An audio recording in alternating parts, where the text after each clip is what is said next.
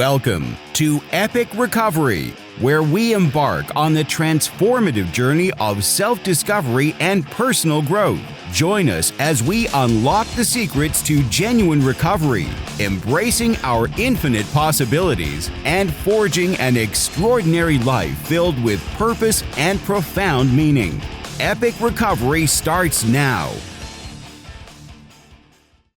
Hello and welcome back. Thank you for joining me today for another episode of Epic Recovery. Again, I am so excited, so grateful to be here. I have something really cool to share with you today. Here's what happens when you are in the flow with your recovery and not just being sober. I have found that the more I work on who I am and how I fit in the world, and the physical, the mental, the emotional, and the spiritual parts of who I am, the more I exercise and nourish those, and I stay with the flow, even during rough times. Right now, things are really hectic. The movers are coming in 2 days.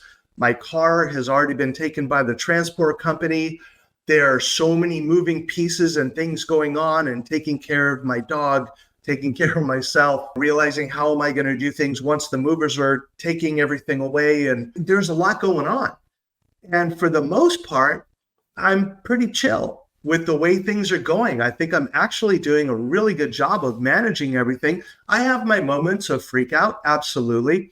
And then I just kind of sit and I breathe, and it's like, you're okay. I mean, they're going to be here to move on Monday. So that gives me 2 days to get everything done. And I'm almost done now. So it's going to be pretty easy.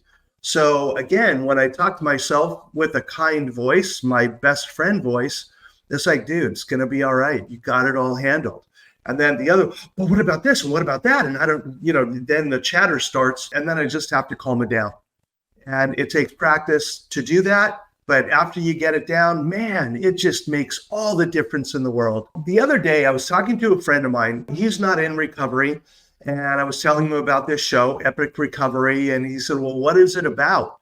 And I told him that, helping people grasp a deeper sense of recovery rather than just sobriety. He said, well, how do people know when they're done? I was like, well, I don't think we're ever done. We're always in a state of discovery and being. And he said, but there has to be an endpoint. I'm like, well, there doesn't have to be, but he said, what would that endpoint look like? I'm like, geez, I don't know. But it's total acceptance of who you are, being okay with every aspect of your being, the good, the bad, and the ugly. And he said, you know what? Take that a step farther. How about look at it this way? Recovery is the process to attain unconditional self-love. Yeah, that's it. That's the goal of recovery. No matter what you're in recovery from, it's the process of attaining unconditional self-love. And that's what we want to do. Wouldn't that be awesome to be in that state where you are always in a state of unconditional self-love? You know what? I'm not there yet. I'm close, but I'm not there yet. I still have my moments. And the thing is, I don't know about you, but I was not raised in a family where unconditional love was a thing. I mean, it was all conditional. If I did my homework, if I got A's, it always felt like there were conditions. If I asked my parents, do you think you had conditions on your love? They would say, no, it was unconditional. It didn't feel that way. I always felt like nothing I did was good enough. I always felt like there was more that I could have done, more effort. If I got a C, oh, you should be getting B's. If I got a B, oh, you should be getting A's. If I got an A, oh, you got a 98, you almost got 100. I mean, that's the way it felt growing up, is that it was never good enough. And I took that on. So I always felt like nothing I did was good enough. I would go and play sports and I would compare myself to the stars on the team. I'm not good enough. In my class, I'd be doing okay, but I would compare myself to like the brainy guy, and I was not good enough. I would play my drums, and then I would listen to John Bonham and I would say, I'm not good enough. So I was always comparing me with other people, and I always felt less than.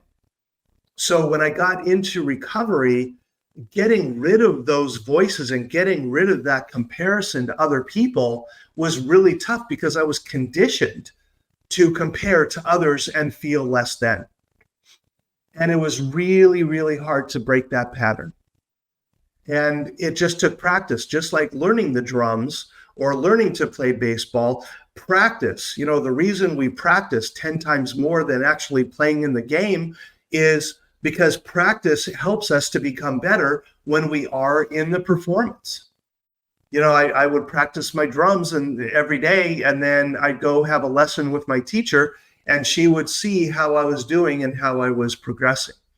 And I wouldn't always practice every day. I mean, I started when I was 7. What 7-year-old practices every day? There might be some, but I was not one of them. And one of the other things that I had to contend with, back when I was growing up, ADHD was never something that was talked about. So when my parents were saying, why can't you get your work done? I'm like, I don't know. It's kind of like I look at a piece of paper or I get my homework assignment, and what happens in my brain is like static. And it just does not compute. So everyone would tell me, my teachers would tell me, oh, Randy, you're so smart. Why can't you get your work done? Again, felt less than, felt like I wasn't good enough. And those messages just kept going. And the one thing that turned it off more than anything else was when I drank. And then when I got high, I didn't care anymore. And then I remember that first time I did my first line of cocaine. I did that first line and it felt like someone drew an S on my chest and I became Superman. It was a total awakening. And what I realize now is that because I'm so severely ADHD, when I did cocaine, I felt normal. For the first time in my life, I felt normal. And other people were talking about, I'm so paranoid and I'm tweaking. And I'm like, I feel wonderful. And now I know why. I was self-medicating for my ADHD. And it wasn't until I was 50 years old, after I got sober, I went back to school and struggled my way through a bachelor's and struggled my way through a master's and did what I had to do and struggled with, the businesses and the opportunities that I had, everything that I did. I know I would have achieved a much greater level of success if I had been diagnosed earlier, but I wasn't. It wasn't until I was 50 years old that I got diagnosed. And I remember seeing the psychiatrist and she did the assessment. And when she was done, she said, I got to tell you, I've been doing this for over a decade. And you probably have the most severe case of ADHD I've ever seen. I'm like, woohoo, I'm number one. It wasn't something I wanted to be number one at, but hey, that's just what life dealt me. So now I do have medication to help me with the ADHD and with the move and everything going on right now. Usually I don't take it every day. I only take it when I have stuff I need to get done. And I definitely have stuff I need to get done today. And the cool part is I don't feel a compulsion to take my medication. It's not like it taps into that addict part of me, which is really awesome. But I know that it helps me greatly. I'm getting stuff done and I will be ready when the movers get here. But I'm moving towards that unconditional self-love. And as I got into recovery, I still compared myself to others. I got sober and I would listen to someone with 10 years share. And I'm like, oh man, I don't share that good. It's like, dude, you only have 60 days. But I was still comparing myself to everybody else. And it wasn't until I really started my spiritual journey and started reading books by Wayne Dyer, Dan Millman, those kind of things, and watching inspiring movies and going to men's retreats and doing all that extra work that I started to really grasp what that spiritual part of me was all about. That it's not just about a religion, it's about finding the energy source of the universe that's out there and tapping into that. The way I define it now, it's kind of like an outlet in the wall. It just kind of sits there on its own. But when I learn how to plug into it, I get all the energy I need. And it's amazing tapping into that spiritual. And it's not based in a religion. I heard this saying a while ago. It's an old Native American saying that says, one light, many lampshades. And I love that because we all have our different way of finding God, higher power, universe, the source, whatever you want to call your higher being, go for it, because that's just another lampshade. The thing that I only have trouble with is when people say, oh no, this is the only lampshade that works. You have to have my lampshade in order to really tap into the spiritual. That doesn't really make sense. I mean, there are thousands of lampshades. You can't say that everybody else on the planet, all 6,980,000,000 other people, are wrong. Think about it. So find what works for you, but don't be afraid to stretch outside of that. I believe in a God that is parental, a loving parent, loving me unconditionally. And when I make a mistake, he doesn't punish me. Thou art a sinner. No, my loving, parental, unconditional, loving God says, oh, Randy, you just did that same thing again. Every time you do that, you get hurt. Maybe next time, don't do that. You know what? Let me give you some tools over here. Choose to go over there and get the tools so that you don't have to keep doing that. And then I have a choice. I can either keep on that path, or I can use the tools and overcome. And over time, I've learned more and more how to use those tools that are put in front of me. It just blows me away how the right people tend to come into my life just at the right time. And the right situations seem to come in just at the right time. A while back, I decided I was going to divorce my wife. And it was a very difficult decision, but we were on different paths and there was no malice to it. Neither of us did anything horrible to the other. I didn't feel like I wanted to continue. My daughter was in college and I wanted to go my own way. So we started the process of the divorce. We told our daughter. Her first comment was, I knew this was going to happen. I just didn't know it was going to happen so soon. So she knew we weren't happy. I mean, it was apparent to us and to people in my family. And it was a few weeks after she moved into her own apartment and I was here in the house, and I woke up one day and it was like, oh, what am I going to do? I don't know. And I had almost what I would call an existential crisis. And I felt completely lost. Didn't know what I was going to do, what I wanted to do, no clue. And I called a friend of mine, a mentor, and I said, okay, I'm freaking out. And I'm not sure what I'm supposed to do with this. And he said, well, keep in mind, you have not had this level of freedom in over 20 years. I went, oh, that's it. It's that sense of freedom that I hadn't experienced in a couple decades. And I thought, I can do whatever I want to do. And I sat there, okay, what is it that I want to do? And it was like, oh, it's time to move back to San Diego. And then the fear hit. Oh my God, how am I going to do that? I need to sell the house. I'm going to move. Where am I going to live? What am I going to do? What part of the city? And all the fear started to happen. And I just kind of let it flow. And then it was like, okay, but what would it look like? I got curious. What would it look like if I moved there? Well, I think it would be best to rent an apartment the first year, because I'm not sure where in the city I want to live or what the financial situation is going to be. So let me just rent for a year and see. Well, where do you want to be? Oh, I don't know. And I started looking at the map in different places, and apartments.com. This is a little plug for them. It was awesome. Looking at, here are the things that I wanted. Where are some of the apartments, and narrowing it down. And, I didn't do it in a week or a month. It took me a few months to really narrow it down of what I wanted to do and where I wanted to go and all of this stuff, and contacting friends who live there. Hey, I think I'm moving back, and getting a lot of encouragement. Hey, let me know when you're here. I'd love to connect with you again. And all of a sudden, as I started to do this, opportunities started to come into my path, and different places started to show up in great locations. And I started to put the pieces together, and little by little, the fear went away. And I started to become more confident in my decision, and everything started to flow. And I'm moving in 4 days. Still a little scared, but I'm feeling so grateful that all these pieces have fallen into place, and these amazing people are now waiting for me to get there. New friends, old friends. It's going to be an amazing process. And this is the process that we go through as a way to attain unconditional self-love. We go through all of the hardships of life. We do our best to not make them harder than they need to be, and pretty much to stay out of our own way. I say that a lot. My number one task on a daily basis is to stay out of my own way. And I tell people all the time when I work with people in coaching, I say, okay, what can you do to stay out of your own way?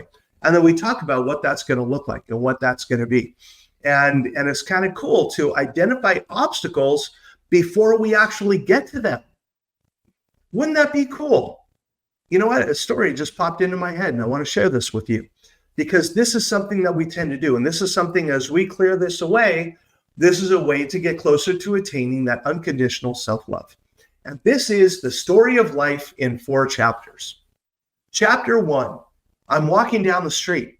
Oh, I fell into a hole. I didn't see the hole there. I didn't even know it was there. I wasn't paying attention. I fell into the hole. And it's really dark in here, and I'm really scared.